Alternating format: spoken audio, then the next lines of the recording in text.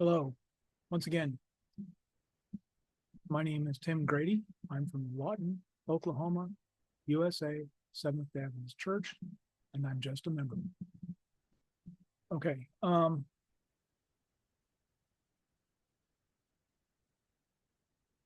made this video a couple of times, so I'm hoping to get this one right. Do you need to be a part of GC to be an SDA? What is an SDA? What is the Seventh-Day Adventist Church? We're going to be talking about independent ministries, lay pastors, church plants, and are we a movement or a corporation? These are questions that need to be asked. I am going to be pretty critical of Seventh-Day Adventist Church. Yesterday, I released a video about why in 1992 I did not become a Seventh-Day Adventist. And it was about the UN, my deployments in the Army, knowing what those statements that the Seventh-Day Adventist Church signed with the UN and the agreements with the UN and how it made it not the right church. But if the Seventh-Day Adventist is a movement,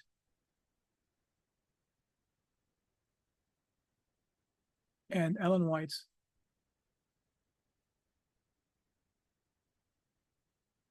prophecies, predictions, warnings to the General Conference and the organization, plus we are the Laodiceans. I mean, the description of Laodicean is not real pleasant. I mean, we are blind, wretched, filthy. That's how God looks at us. But we look at ourselves as in need of nothing, not in the need of God, and so on. So, do you need to be a part of the General Conference to be an SDA?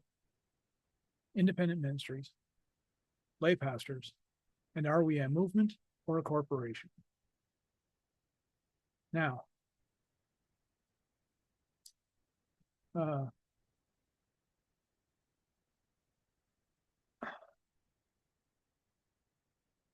in the Army, I was taught you don't bring a complaint or a problem without a solution.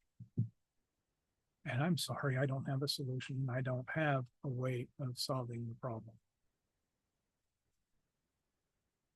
And I read what Ellen White says, and that scares me.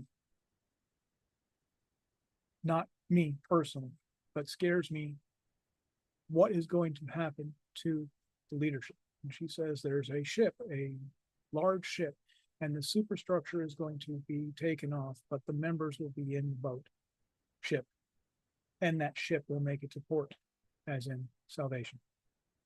I really agree with that particular statement. I'm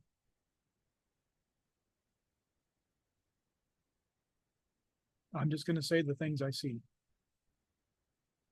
People, and I should have been one that stood up more vocally, because I knew in 1992, before I ever became a Seventh-Day Adventist, that there was problems in the church with the UN. That is on me. When they have a statement that is harming people with the ouchie Fauci and the pestilence going around, and is a test run for what is about to happen. And I knew about Project Whitecoat. I knew about what in 1992, I knew about the Project Whitecoat. I knew about the Seventh-Day Adventist handing out machetes to two sides of a civil war and hacking each other up with weapons provided by the Seventh-Day Adventist missionaries. That was a mistake. I understood about what happened in World War I and World War II when the German church, Seventh-Day Adventist Church, took the Jews and sent them to the gas chambers because they gave in to the pressure from the government. I now understand what happened in Vietnam with Seventh-Day Adventists. I know what happened in Germany. I know what happened in Russia, where there are underground churches and above ground churches, and above ground churches go along to get along. That's that sign in the hand. That's the mark of the beast. You're either a true believer of God or you're a true believer of Satan. That's the mark in the head. The mark in the hand is the ones going along to get along.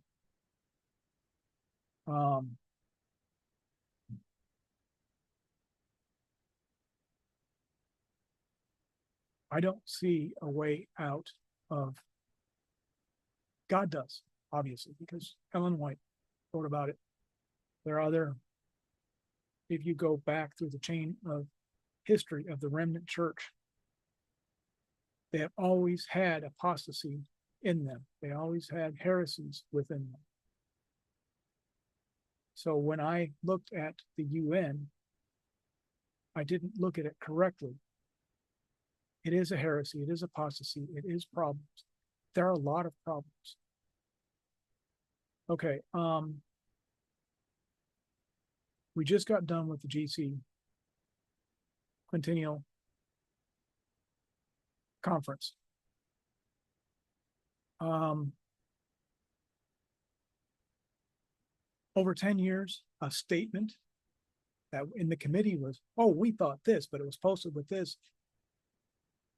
I'm calling that to be a lie.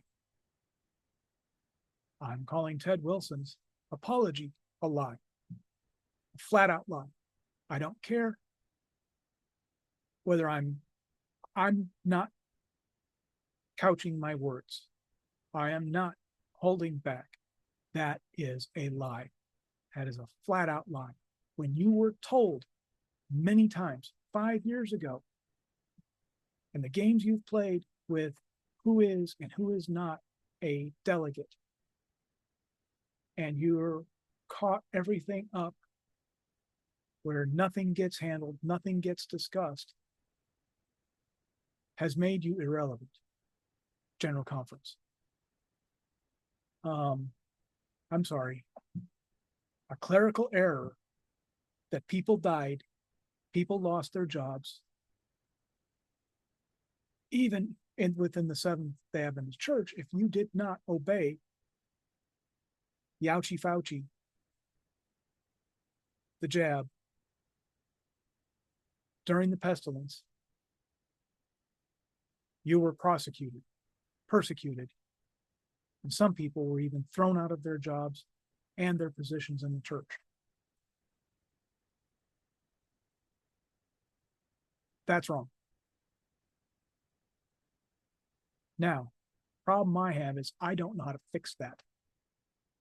I look at, there are mild problems locally, such mild, petty problems locally.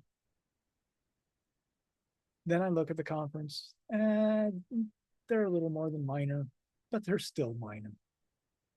But then I look at other conferences. Now I go back and I look when I started coming in and I started going through the church manual.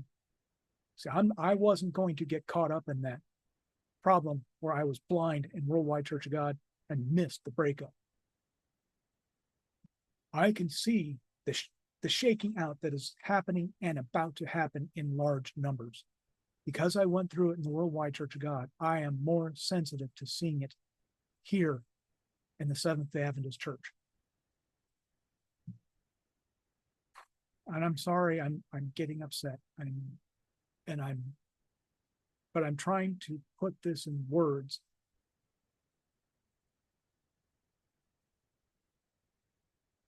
Now I looked and they say, oh, you cannot discipline from the General Conference directly to a church. Then I see it done from orders outside the church manual straight down and they fire pastors, elders, and then totally muzzle them or attempt to totally muzzle them. But yet the church can have openly gay pastors. The church has a process of making something like women's ordination. Again, I am split down the middle on women's ordination. I will make one statement. Show me in the Bible anywhere where there is an example of women's ordination, and I will take it to the next general conference. I will find a way to get on that committee, and I will make it heard. But I'm sorry, I can't find one. But I can find examples today, reasons for doing so. The women that stood up at the general conference, got in front of those microphones and made the motions.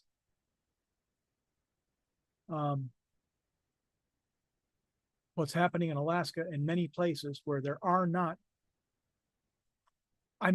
okay, let's talk about my pastor. He has 3 churches that he has to shepherd over.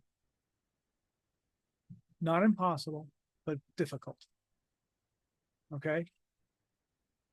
I look at what happens in Canada and a lot of the ones where they have done women pastors. I look at here in the United States where they have done women's ordination and pastors and women in leadership, ordained leadership. There's leadership outside of ordination. I'm sorry, I don't have any answers on women's ordination. There are problems, but there are problems with apostasy, heresy, and flat out just bad doctrine leaking into the church.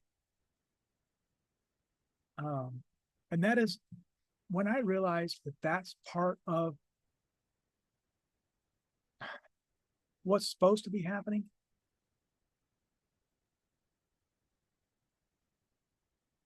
That has changed my attitude because we are Laodicean church.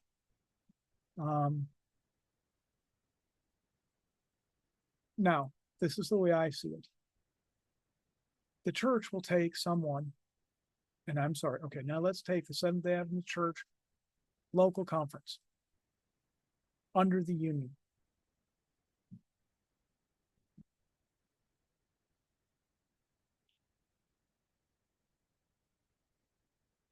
Okay, so church planting. Church planting is oftentimes done by an elder that has been trained as a lay pastor. Now, there are independent ones of those, and there are supported ones of those.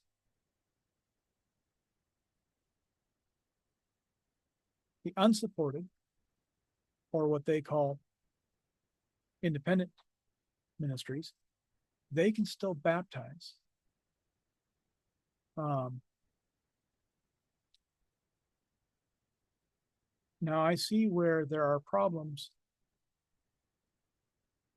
with both.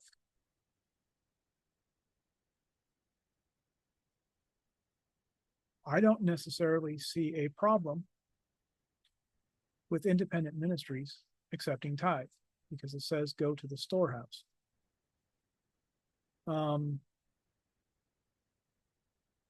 Different subject, I'll deal with that at a different time. But it's who baptizes,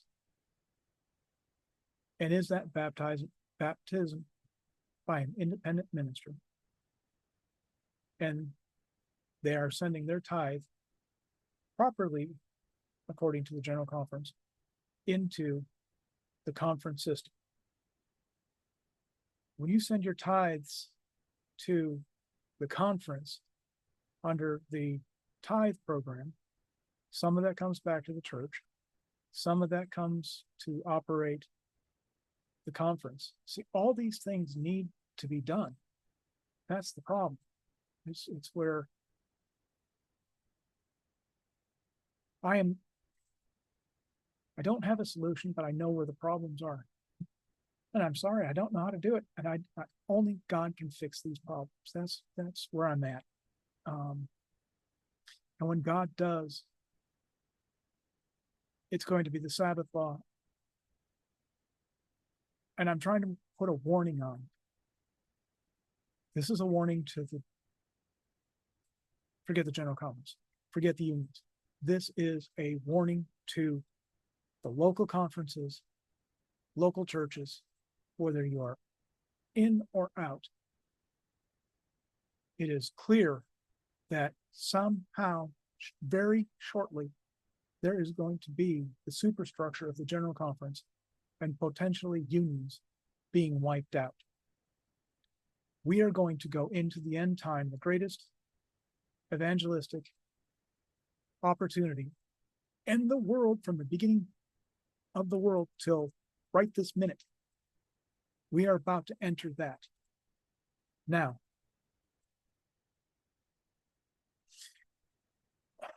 I'm sorry. Again, this is a very emotional thing to me. I believe in the Seventh-Day Adventist Church, but we are going to have to go to house churches. We're going to have to go from house churches to mountain, public land, parks, whatever, to meet, because we will be losing our buildings. I'm sorry. Okay. I'm sorry I'm bringing this subject up, but we have to clarify this subject. I can't say that.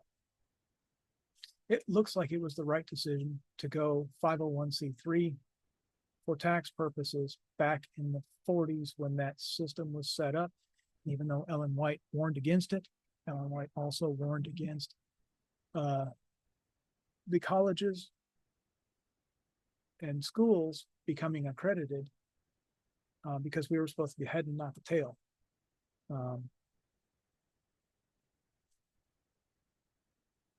I know what the Worldwide Church of God did on that.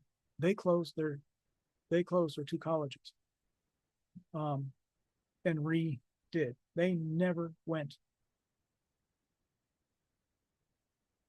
accredited. I know the problems of that.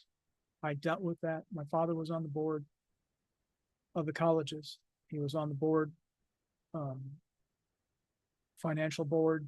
He was on the board of elders during different times. And I know the pain and anguish, but I also know they kept their integrity. I'm sorry, this is down a rabbit hole, not what I was trying to cover. Why can we give a doctoral in medicine? Why can we give a doctoral in whatever? But when it comes to theology, why can the Seventh-Day Adventist Church not confer or sit, even though we have many, many, many PhDs in theology and different religious degrees? Why can we not put a review board, allow theses to be brought forth, and peer review, confer the degree? I have a problem with that. I really, really have a problem with that. Everyone with a PhD means they had to either go to a Catholic university or a Protestant university or some other outside source for their PhD.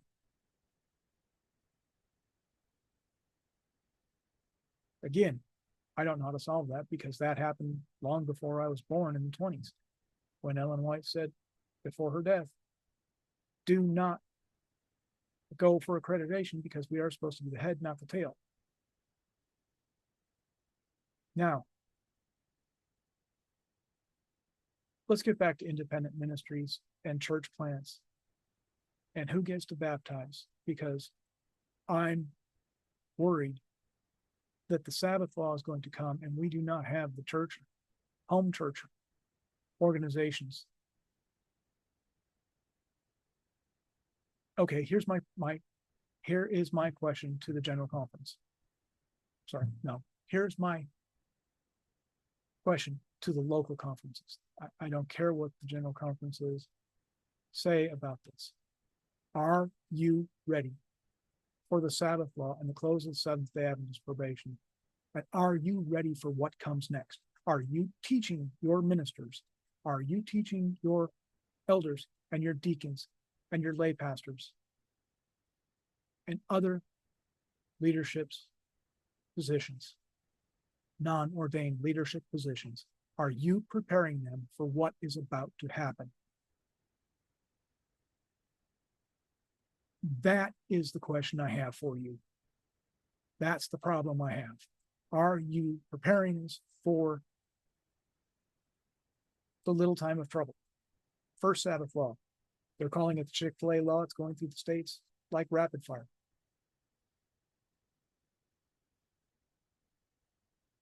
We know that central bank digital currency is about to come into a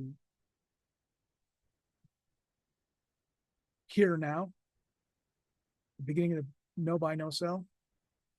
We know that we're going to have the central bank digital currency coming. We know that we're going to have tokenization of assets, probably at the second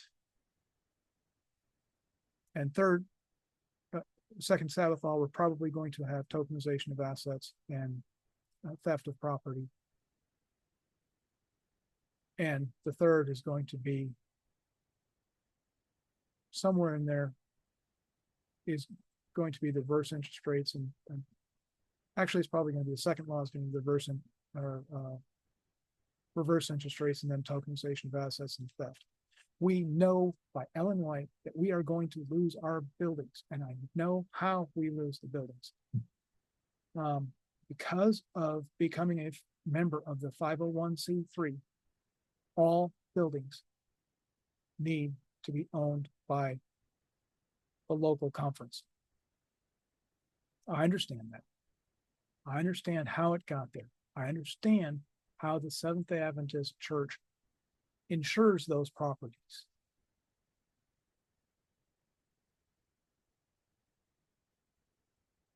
I understand that they are what's called self-insured, and then just like other insurance companies, there is a group that insures the insurance companies against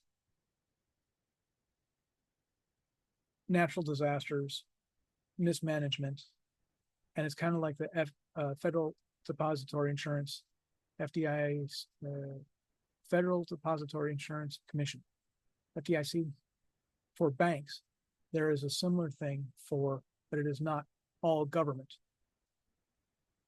And so the Seventh-Day Adventist Church collects a fund to insure the properties, theft, fire, slip and fall, all that insurance covers. And because of what was done in the 501c3 and having to legally put the properties under the conferences, not the unions, not the general conference, but the conferences. But then that goes up to the union and general conference. General conferences reach down into those properties. So whatever is going to come on that great ship and take the superstructure off, it is going to take our properties away. Our local conferences, any local conference that may happen to see this, please, the question I have, are you prepared for when that happens? You're probably going to lose your offices. And again, shortly thereafter, we are going to lose our buildings, our assets, and the no buy, no sell at the second because it's going to start soft, like boiling a lobster or a frog in a pot. They'll say, oh, this is nice and warm. And then they're dead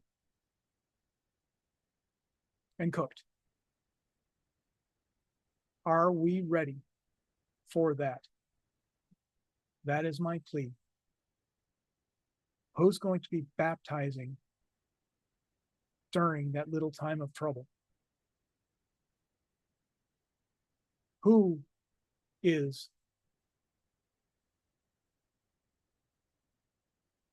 and how are we supposed to be the evangelists and ministers in prisons where we may not be able to baptize people that are converting or obeying the Sabbath? Those are the questions I have. I know I've touched on a lot of it, but please, local unions, please look forward.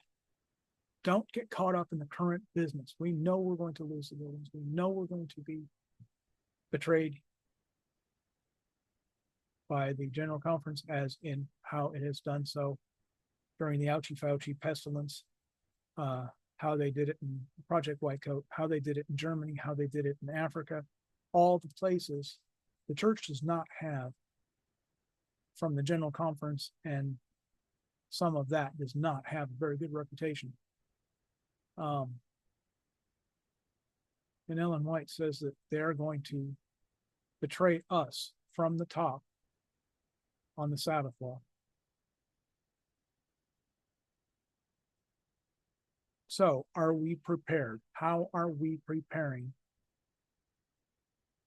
local conferences, not unions, below the local conferences? How are you preparing for what is about to happen? That is a question that I'm leaving you. With that said, I think with that question, I will end it here. Out here.